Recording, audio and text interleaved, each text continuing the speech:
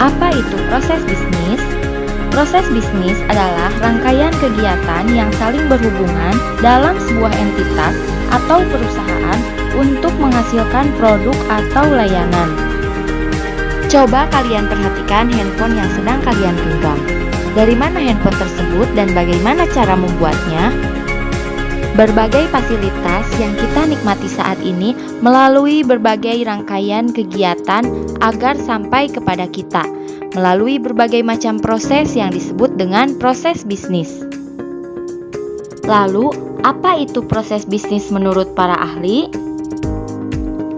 Menurut Mong, proses bisnis adalah sekumpulan aktivitas yang menerima satu atau lebih masukan, input, dan menghasilkan keluaran, output yang bernilai bagi pelanggan.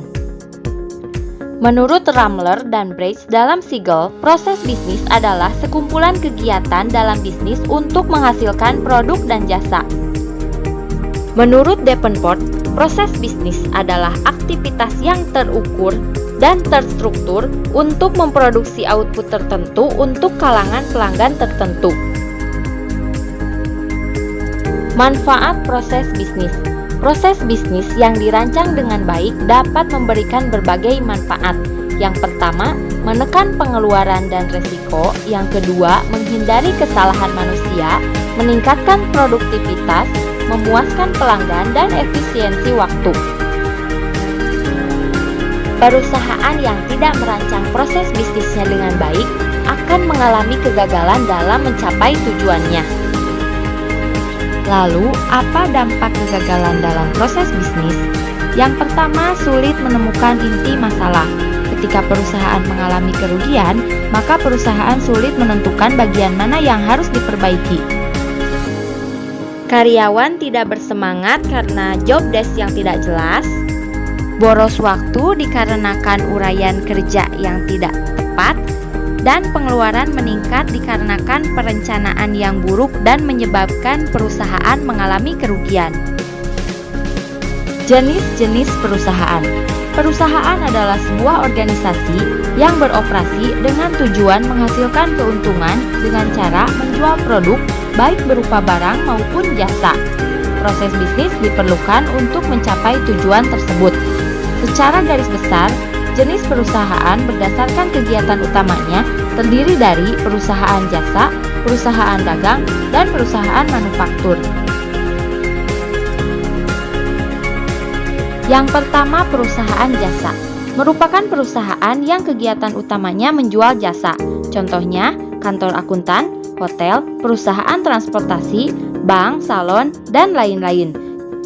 Yang kedua, perusahaan dagang merupakan perusahaan yang kegiatannya membeli barang jadi maupun barang setengah jadi dan menjualnya kembali tanpa melakukan pengolahan lagi. Contohnya, dealer, swalayan, minimarket, dan lain-lain. Yang ketiga, perusahaan manufaktur atau pabrikan merupakan perusahaan yang kegiatannya mengolah bahan baku menjadi barang jadi kemudian menjualnya.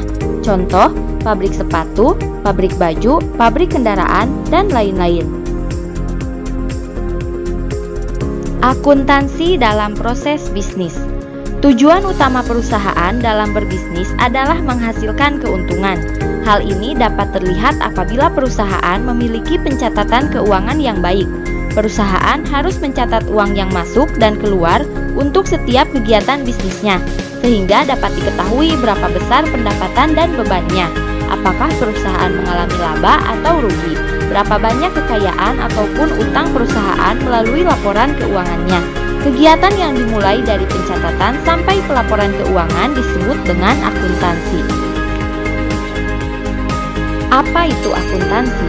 Menurut American Accounting Association, akuntansi adalah proses mengidentifikasi atau mengenali, mengukur, dan melaporkan informasi ekonomi untuk memungkinkan adanya penilaian dan pengambilan keputusan bagi mereka yang menggunakan informasi tersebut.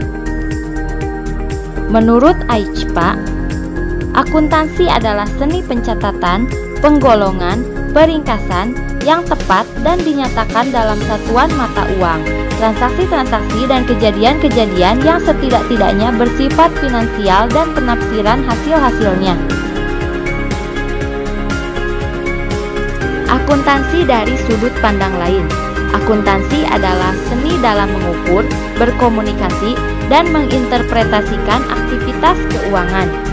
Menurut asal kata yang dilihat dari tata bahasa, akuntansi berasal dari kata kerja to account yang mempunyai arti menghitung.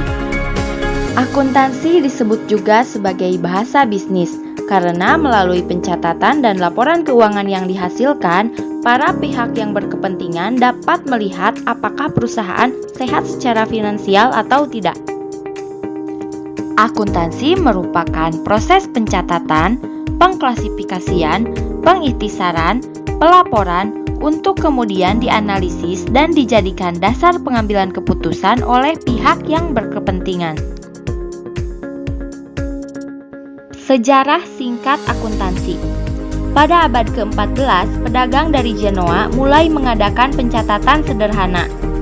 Lucas Paciolo pada tahun 1494 menerbitkan buku yang berjudul Summa de Arithmetica Geometrica Proportioni et Proportionality, menjelaskan sistem pembukuan berpasangan atau sistem kontinental. Abad ke-19, di Amerika Serikat, teori dan praktik pembukuan berpasangan berkembang menjadi akuntansi, accounting, yang akhirnya dikenal sebagai sistem Anglo-Saxon. Akuntansi mulai ada di Indonesia setelah undang-undang mengenai tanam paksa dihapus tahun 1870, sehingga bermunculan kaum pengusaha swasta Belanda yang berkeinginan untuk menanamkan modalnya. Masuknya Jepang menggantikan Belanda, di Indonesia kekurangan tenaga akuntansi. Atas prakarsa dari Mr. Slamet didirikan kursus-kursus akuntansi di Indonesia yang menghasilkan tenaga akuntan. Saat itu, mulailah putra-putri Indonesia dikirim ke luar negeri, Amerika Serikat, untuk memperdalam ilmu akuntansi. Kemudian tahun 1950-an, beberapa fakultas perguruan tinggi membuka jurusan akuntansi, khususnya Fakultas Ekonomi Universitas Indonesia yang kemudian diikuti oleh perguruan tinggi negeri yang lain. Mulai tahun 1952, akuntansi di Indonesia yang sebelumnya menganut sistem kontinental berganti ke sistem Anglo-Saxon, Amerika Serikat. Pada tahun 1957 berdiri organisasi Ikatan Akuntan Indonesia atau IAI. IAI berhasil menyusun standar akuntansi keuangan pada tahun 1996, direvisi tahun 2009, dan disempurnakan dengan Konvergensi Internasional Financial Reporting Standard pada tahun 2012 yang menghasilkan PSAK, Saketab, dan PSAK Syariah. Bidang-bidang akuntansi terdiri dari akuntansi keuangan, akuntansi manajemen, akuntansi pemeriksaan, akuntansi biaya, akuntansi perpajakan, akuntansi penganggaran, akuntansi pemerintahan, dan sistem informasi akuntansi. Pengguna informasi akuntansi terbagi dua, yaitu pengguna internal dan pengguna eksternal. Pengguna internal seperti direktur, manajer, atau pimpinan perusahaan yang menggunakan akuntansi sebagai alat perencanaan, pengendalian, dan pertanggungjawaban.